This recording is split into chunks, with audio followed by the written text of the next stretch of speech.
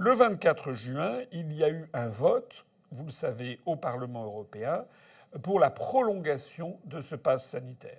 Et alors le scandale, c'est que d'une part, ce vote a été acquis, d'autre part, s'agissant de la France, les eurodéputés du Rassemblement national ont voté contre. En revanche, les eurodéputés de la France insoumise ont voté pour, le prolongement du pass vaccinal. Alors, Madame Manon Aubry a ensuite fait savoir, oups, je me suis trompé. Et donc, en fait, on voulait voter le contraire. Donc, il y a eu une correction de vote.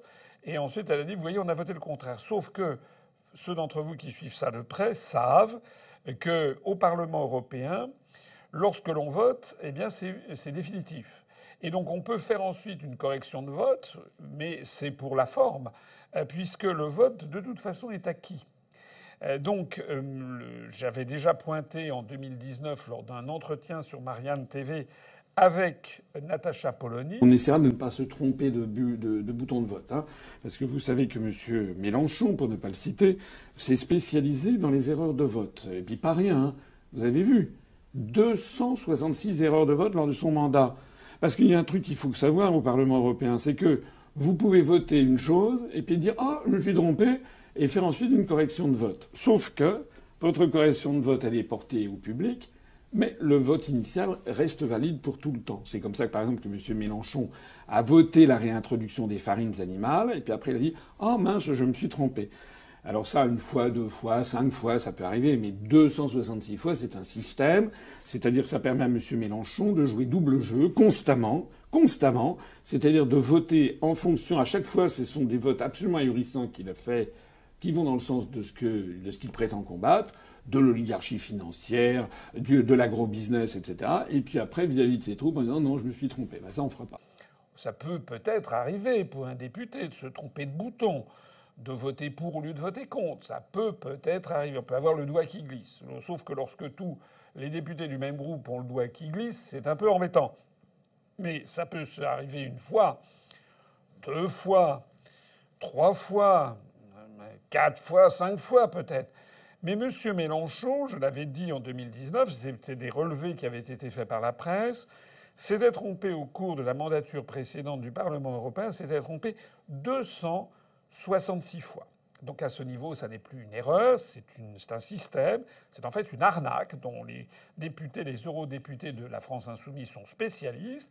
Et on voit que ça continue avec Madame Manon Aubry et les autres. C'est-à-dire que pour faire plaisir à l'oligarchie, pour faire plaisir aux labos pharmaceutiques, ils disent comme ça « Ne vous inquiétez pas, on va voter pour ».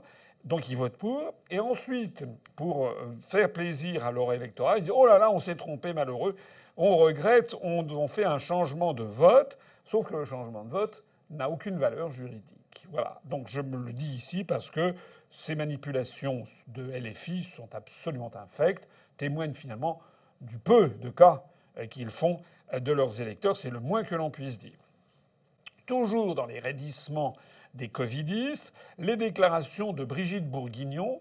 Brigitte Bourguignon qui a dit le 24 juin qu'il fallait se faire vacciner pour la 4e dose et la généralisation de cette dose. Alors, je trouve tout ça tout à fait scandaleux parce que je rappelle que Mme Brigitte Bourguignon a été battue à l'élection du 19 juin, du dimanche 19 juin, conformément d'ailleurs aux instructions qui avaient été données par le président de la République, qui avaient été annoncées urbi et orbi.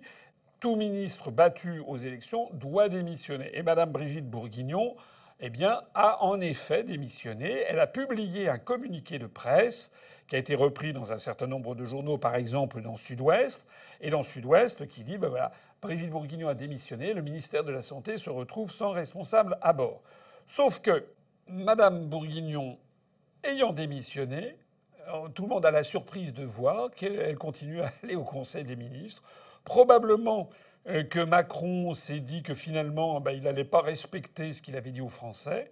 Donc on a eu la surprise, les journalistes sont tombés du placard quand ils ont vu mardi Madame Borne réunir tous ses ministres, dont Madame Bourguignon, dont Madame de Montchalin, dont Madame Bénin, qui sont les 3 ministres qui ont été battus aux élections législatives. Et puis ensuite, au Conseil des ministres mercredi, on a vu les mêmes qui y sont arrivés, avec d'ailleurs, paraît-il, Madame de Montchalin, qui a été quand même chassée comme une malpropre, et qui, paraît-il, est intervenue à la stupéfaction générale des autres membres du Conseil des ministres pour leur expliquer comment il fallait faire pour réussir à être élu. Donc c'est quand même un peu fort de café. Mais Mme Bourguignon, quant à elle, quoiqu'ayant démissionné, quoique l'ayant fait savoir à la presse, quoique la presse l'ait annoncé publiquement, eh bien elle continue, et elle continue même à avancer dans un projet de décret, justement concernant ce pass sanitaire. Enfin, où va-t-on? Enfin, il n'y a plus aucune parole crédible de la part de l'État. Monsieur Macron aurait dû demander, exiger, et aurait dû faire dès lundi la démission, ou dès dimanche soir, la démission immédiate des ministres, puisqu'il l'avait annoncé. Comment peut-on croire un menteur pareil qui ne met pas en pratique ce qu'il a annoncé, ou qui joue sur le temps, qui joue sur l'oubli? Beaucoup de Français sont outrés par cette affaire, et à juste titre.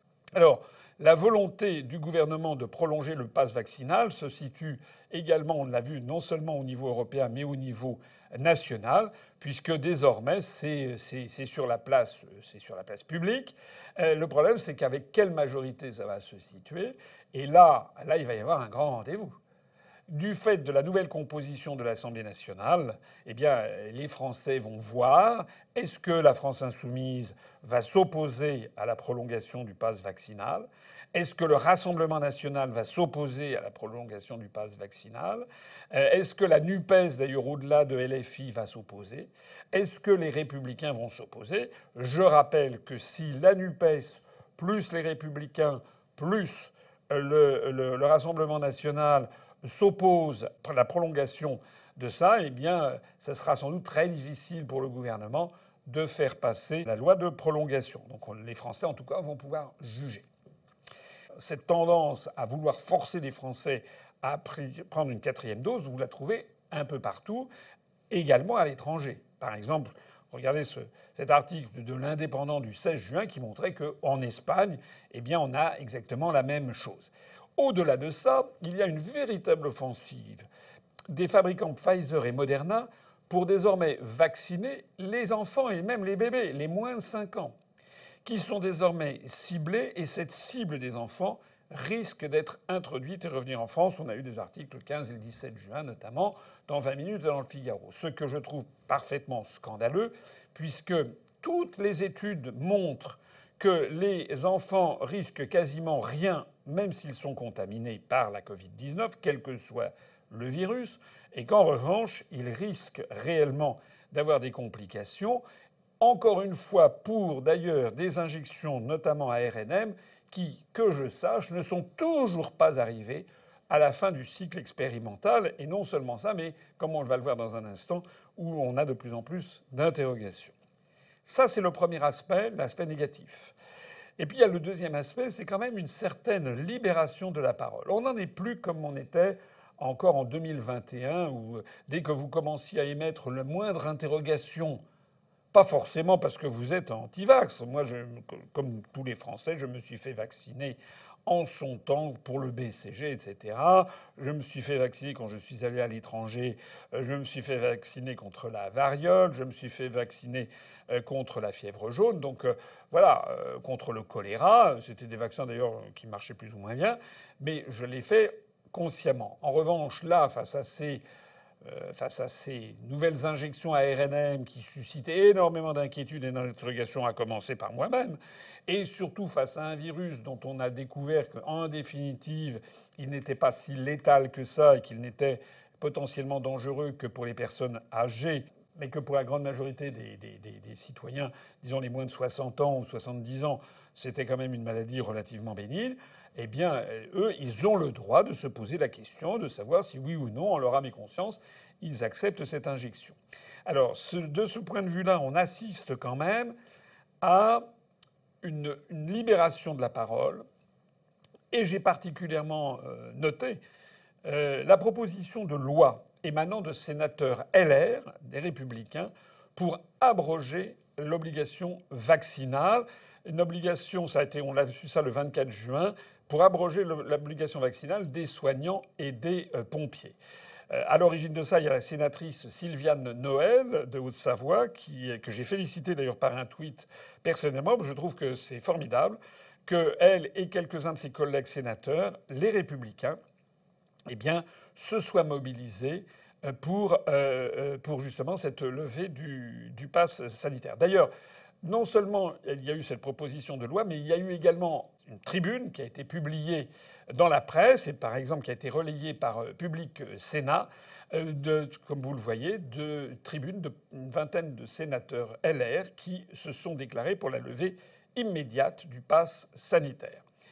Si on veut résumer d'ailleurs la situation, on s'aperçoit que des sénateurs, les Républicains, s'opposent au pass vaccinal au moment même où LFI, au Parlement européen, a voté pour la prolongation du pass vaccinal. Ce qui est quand même pour le moins choquant et qui ne correspond pas à l'image que l'on pouvait avoir a priori des deux forces politiques. Toujours pour rester au Sénat, il y a eu un rapport sénatorial fouillé qui est apparu suite à des auditions qui ont eu lieu en mai sur les effets secondaires des vaccins et sur la pharmacovigilance.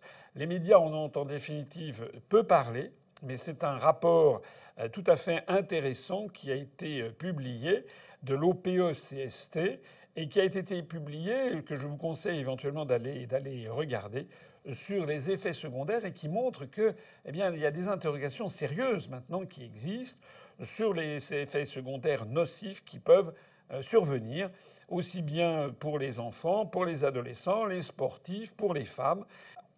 Je signale, s'agissant de ce rapport d'ailleurs, que cette commission sénatoriale a été éreintée parce que il y avait Cédric Villani qui participait à ces auditions et qui a fait recevoir parmi les personnes auditionnées non seulement des médecins et des scientifiques mainstream, comme on dit, c'est-à-dire favorables aux théories officielles, mais aussi d'autres qui étaient particulièrement critiques. Et aussi, il a auditionné des personnes qui ont été, paraît-il, faisaient partie des anti-Covid et des anti-vax. Et donc, à ce moment-là, des journaux, notamment, bien entendu, le journal Libération, a dit que c'était scandaleux, que ça faisait polémique. Moi, je trouve assez extraordinaire que tous ces gens qui nous donnent des leçons de démocratie matin, midi et soir, dès qu'il y a quelqu'un qui dit quelque chose avec quoi ils ne sont pas d'accord, ils font un scandale. J'ajouterai également qu'il y a eu des témoignages assez bouleversants qui ont été entendus au Sénat. Par exemple, a été rapporté par France 3 Région Marseille des femmes qui accusent le vaccin d'avoir été à l'origine d'une ablation de l'utérus qu'elles ont dû subir et qui leur a été présentée comme la seule solution qui se présentait à elles compte tenu des complications qu'elles avaient. De la même façon, il y a un collectif qui s'appelle le collectif Où est mon cycle, un collectif de femmes qui ont été auditionnées au Sénat sur les effets secondaires qui semblent dus au vaccin, c'est encore à vérifier, mais qui concernent justement des aménorrhées, comme on dit, c'est-à-dire des dérèglements du cycle menstruel des femmes, voire la disparition complète, voire tout simplement une ménopause par des femmes encore très jeunes. Donc tout ceci, des choses qui n'étaient jamais vues et qui en ont fait état. Donc en fait, on voit apparaître également dans des journaux, notamment des journaux féminins comme Femme Actuelle par exemple, mais aussi des journaux médicaux, mais aussi des journaux mainstream, on voit apparaître de plus en plus d'interrogations sur ces effets secondaires, soit qu'ils touchent notamment pour les femmes à leur cycle menstruel, soit qu'ils touchent pour les jeunes et les enfants des problèmes cardiaques, des problèmes de myocardite. On a vu d'ailleurs un article très récent qui justement dit que c'est très défavorable pour les enfants.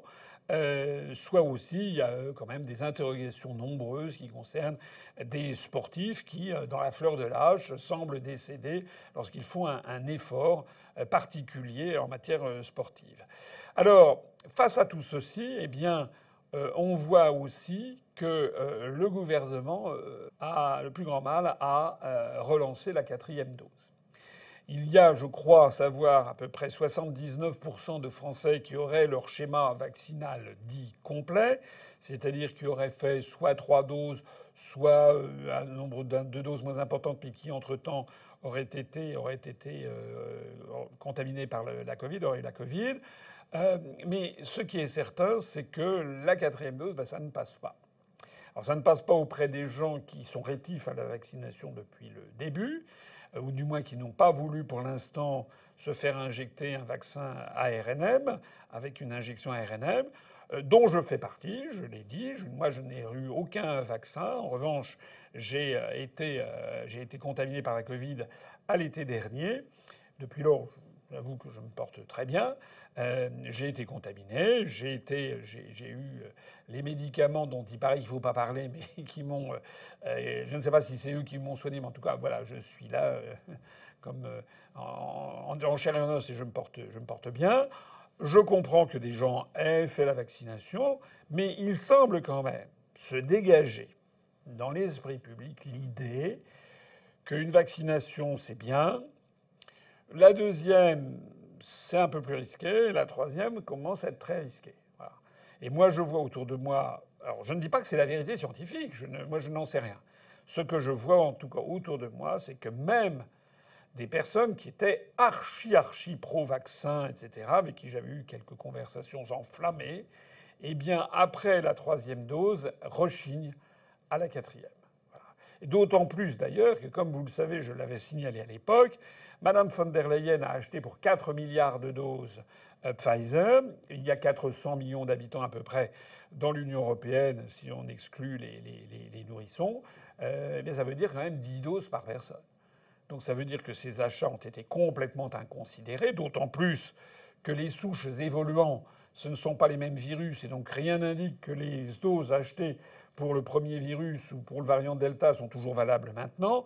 Donc ce sont des milliards qui ont été dilapidés par la Commission européenne, et très probablement avec des rétrocommissions pour les uns et les autres, puisque tout ceci, on ne m'enlèvera pas de la tête l'idée que ça pue à plein nez la corruption. Alors, face à tout ça, qu'est-ce qu'on peut dire? On peut dire que moi, j'appelle à la plus grande vigilance mes compatriotes, premièrement. Je leur demande, je leur suggère de faire pression sur leurs députés et sur leurs sénateurs pour qu'ils empêchent cette affaire de passe vaccinal d'être relancée et qu'on revienne au b.a.-ba de ce que doit être la vaccination en France, c'est-à-dire surtout sur une maladie qui est relativement peu létale, sauf pour certaines tranches d'âge, et surtout pour un vaccin qui n'a apporté finalement aucune ou presque aucune des promesses qu'il avait dites, ça devait être... On voit de plus en plus de gens qui ont eu 2, 3 vaccinations ou injections RNM et qui quand même attrapent la Covid-19. C'est le cas par exemple du Premier ministre canadien Justin Trudeau, c'est le cas du docteur Fauci aux États-Unis.